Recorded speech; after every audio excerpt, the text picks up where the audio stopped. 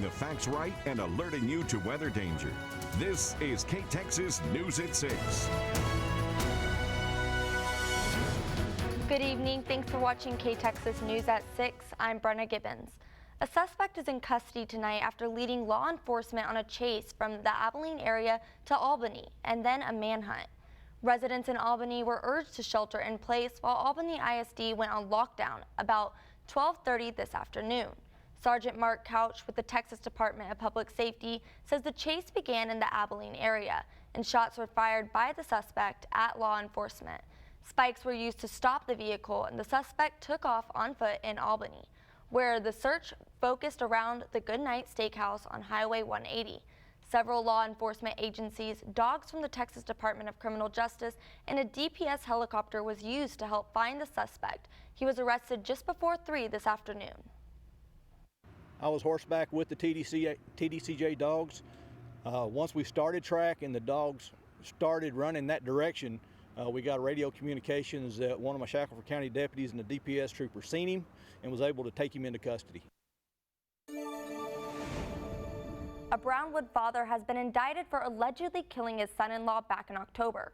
Brownwood police said a woman called 911 around 8:15 a.m. stating that her father, Joe Gardner Kane, stabbed her husband, Tony Dwayne Roberts.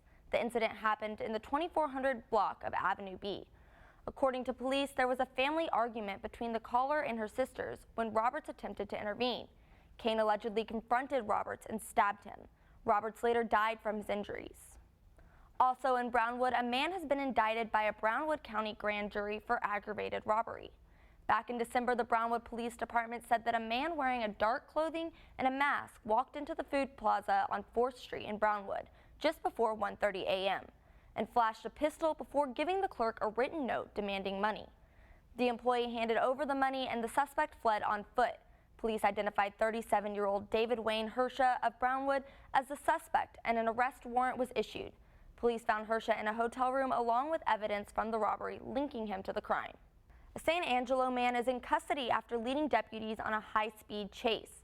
On Saturday, deputies from the Tom Green County Sheriff's Office attempted to pull over a black Cadillac. The driver of the Cadillac refused to pull over and a high-speed chase began north on US 67, reaching speeds over 100 miles per hour into Runnels County. During the pursuit, deputies say methamphetamine and a loaded AR-15 were thrown from the car. The Cadillac was abandoned in Rowena and the driver and the passenger took off on foot. Deputies identified the driver as 27-year-old Antonio Diaz. Diaz was taken into custody by the Runnels County Sheriff's Office a few hours later. It's been a cloudy, cool day today, but so far we've avoided raindrops. May not be the case, though, when you wake up in the morning. We are looking at temperatures that have not changed much because of these overcast skies. We are tracking very light little showers over there around the Killeen area and then some starting to show up out to our southwest. We are forecasting light showers to move up from the south, but mainly after midnight, so I think your evening plans, it's just going to be, well, cloudy and cool like it is now. 55 in Eastland, 50 in Snyder, 52 in San Angelo, 54 in Abilene, and temperatures are not going to change much tonight, with lows possibly as low as the upper 40s, most of us around 50 with some rain showers, and a chance of rain showers off and on during the day Wednesday. High temperatures upper 50s to low 60s. Get ready for some thunder and lightning tomorrow night. We'll talk about that coming up. Thank you, Mark. Across the nation, thousands of undocumented migrants have been arrested by Immigration and Customs Enforcement in recent days. As the White House celebrates the arrest, lawmakers are calling for some mayors in Democratic cities to answer for policies they say interfere with the federal government's actions. Here's the latest from Christine Frizzell. New York City, the latest target for the Immigration and Customs Enforcement crackdown, which has resulted in more than 4,000 arrests of undocumented migrants, including alleged members of the Venezuelan gang Tren de Aragua, behind this apartment takeover in Aurora, Colorado. One of its ringleaders reportedly arrested in the Bronx. The new Homeland Security Secretary Kristi Noem accompanying ICE agents on their early morning raids. We are getting the dirtbags off these streets. New York City also targeted in another way. Its mayor, along with the mayors of Boston, Chicago, and Denver, asked to testify before the House Oversight Committee next month to answer for their city's sanctuary policies, which Chairman James Comer says hinder the ability of federal law enforcement officers to effectuate safe arrests and remove dangerous criminals from American communities. Bringing a collaboration of state, local, federal authorities is the best way to attack any problem. And when I look at this, not having the Chicago Police Department working with the federal authorities to attack the worst of the worst, get these illegal migrants out of the community, it just defies all logic. A common phrase from top border officials, the worst first, though the White House clarified that plenty of others will also be deported. If you are an individual, a foreign national, who illegally enters the United States of America, you are, by definition, a criminal. One of President Trump's new executive orders lays out potential consequences for so-called sanctuary jurisdictions, which seek to interfere with federal immigration enforcement, saying he will undertake any lawful actions to block those jurisdictions from receiving federal funds. In Washington, I'm Christine Frizzau. In Georgia, the wife of a man arrested by ICE agents says they were waiting outside their church. Aaron Rodgers has this story. Kania Calendra says she's been crying a lot. Mal porque I spoke with her Monday afternoon inside the church, which was the last place she saw her husband, Wilson Rogelio Velasquez Cruz. cortó la llamada y no que se cortó la llamada. She told me in Spanish she and her family were in church Sunday afternoon when her husband got a call. He didn't answer it, and then his immigration GPS ankle monitor started going off. She says he got scared because he always charges it. She told him to go outside to check it, and that's when ICE agents arrested him. Cuando nosotros entramos aquí a este She país, says she and her husband and their 3 children escaped violence in Honduras and asked for asylum at the U.S. border 2 years ago. And that's when they gave him the monitor. I called ICE and Customs and Border officials today. They say if someone has a monitor, it is for a reason, but they couldn't tell me what that might be, other than it's case by case. nunca. Calendra says her husband has never been in trouble and is a man of God. She's now worried because her husband was one with a 5-year work permit who supported the family. An immigration attorney says some people who immigrated recently seeking asylum are now targets for a new expedited removal policy from the government. That's scary for a lot of people that entered that way because most of those people haven't been here for 2 years. Pues todo está bien, pero si a él lo deportan, pues. As for Calendra, she says she doesn't know if she and her kids will be deported too. Coming up on KTXS News at 6, a new lawsuit has been filed against a utility company in Southern California, claiming the company caused the Eaton fires. We'll have the details. Getting the facts right and alerting you to weather danger. You're watching KTXS News at 6 with Will Jensen and your storm alert forecast with Chief Meteorologist Mark Rowley.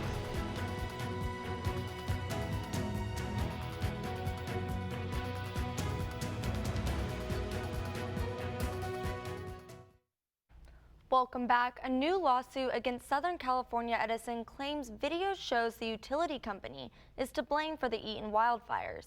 The fire burned over 14,000 acres, damaged more than 10,000 structures, and claimed the lives of at least 17 people earlier this month.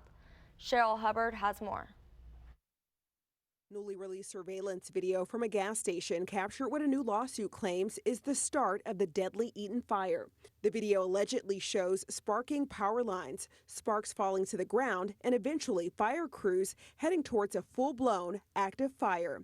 The video is obtained by law firm Edelson PC. They're representing an Altadena woman whose home was destroyed in the fire. Now that we have that video, now that we see what is unequivocally arcing at the very origin of this fire, we know that their equipment was involved in this. Southern California Edison, or SCE, the utility company named in the lawsuit, has repeatedly denied their equipment started the fire. We are committed to working with local investigators and finding out, what happened. Holy More videos emerging of a transmission tower in Eaton Canyon on fire, the alleged origin of the wildfire.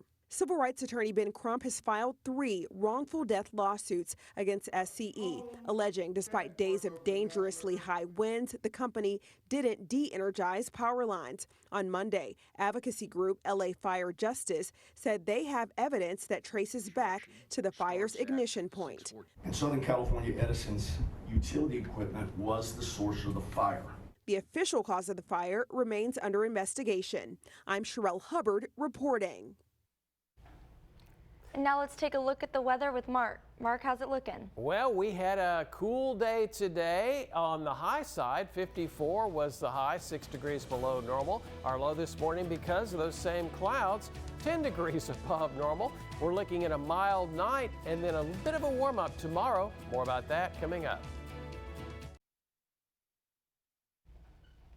Welcome back. Abilene Regional Airport has proposed a $70 million airport terminal expansion and improvement concept. This will be a 3-phase project, with the first phase costing $20 million toward expansion of the boarding area. They say this building was originally built in 1968 and was in need of significant improvements and expansions of targeted areas. They say the vision is to create a new terminal out of the existing one that will make an impact on those using it. Happening today, the Abilene Composite Squadron is hosting an open house from 6:30 to 8:30 p.m. It's taking place at its headquarters at 4400 Buffalo Gap Road. If you're interested in aviation, this is a chance to learn more about Civil Air Patrol and what it offers.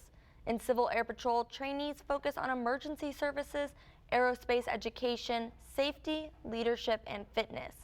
Ages 12 to 18 can take part.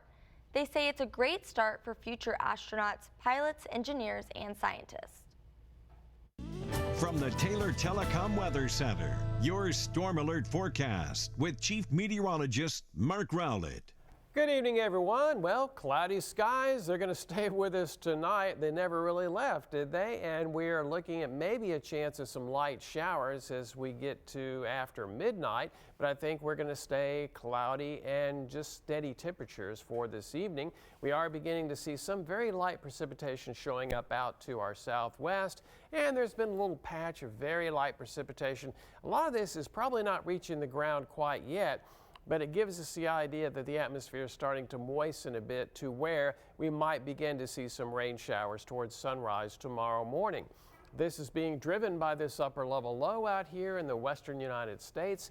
This will be marching to the east, and as it gets closer, we'll see increasing coverage of showers late tonight, during the day tomorrow, and as the heart of that system actually moves across late tomorrow night, that could trigger some thunderstorms in our area for tomorrow night into early on Thursday morning. But we're not worried about storms for tonight. And we are looking at that risk of, well, storms for tomorrow night, not during the day, but for tomorrow night. A marginal risk, that's the lowest of the 5 categories here for pretty much the eastern, southeastern half of our area. Our main concerns would be for the storms to produce some hail and very heavy rainfall, and I think the farther east you go, the greater the concern is for these 2 items.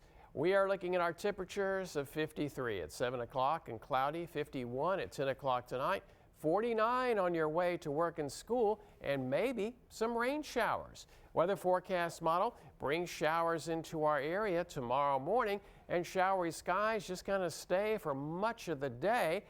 So grab that umbrella on the way out the door. As this Pacific cold front moves in tomorrow evening, thunderstorms start forming, and we've stopped this at 10 o'clock tomorrow night. Initially, the storms are mainly to the south and east of Abilene, and then they really get going. This is 1 a.m. Thursday morning, not tomorrow morning, but Thursday morning. You can see some strong thunderstorms, and the stronger ones might produce some hail. They will produce very heavy rainfall. That moves off to the east and is pretty much out of our area by sunrise on Thursday morning. We see clearing skies before lunchtime. It's sunny and warmer actually for Thursday afternoon. North winds kind of pause that warming trend on Friday, then we really warm it up for the weekend. Cold air up in Canada is, well, sneaking into the northeast. Around here, we're looking at 50s for the most part. It's 54 in Sweetwater, 54 in Abilene. Southeast winds at 9. Lows only down around 50 with showers after midnight. 59 tomorrow with showers likely. Thunderstorms possible tomorrow night. Then it's sunny and warming into the weekend.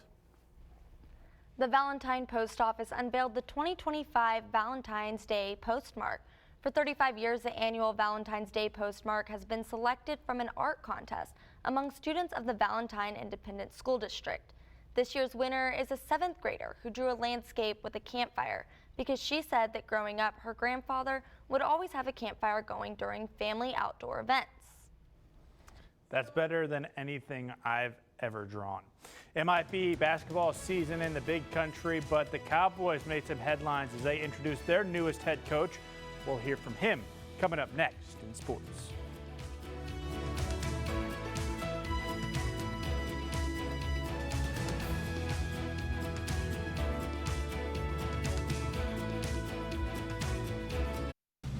From the Texas State Hearing Aid Device Center Sports Desk, your sports report with Tyler Green. Good evening, big country. The Cowboys season might have ended about a month ago, but America's team is back in the news, this time with a new man in charge. The big move this offseason for Dallas so far was that they're moving on from former head coach Mike McCarthy. The Cowboys had their worst season in McCarthy's era since his first year in 2020, where they went 6-10. But that was the only year they missed the playoffs in McCarthy's tenure.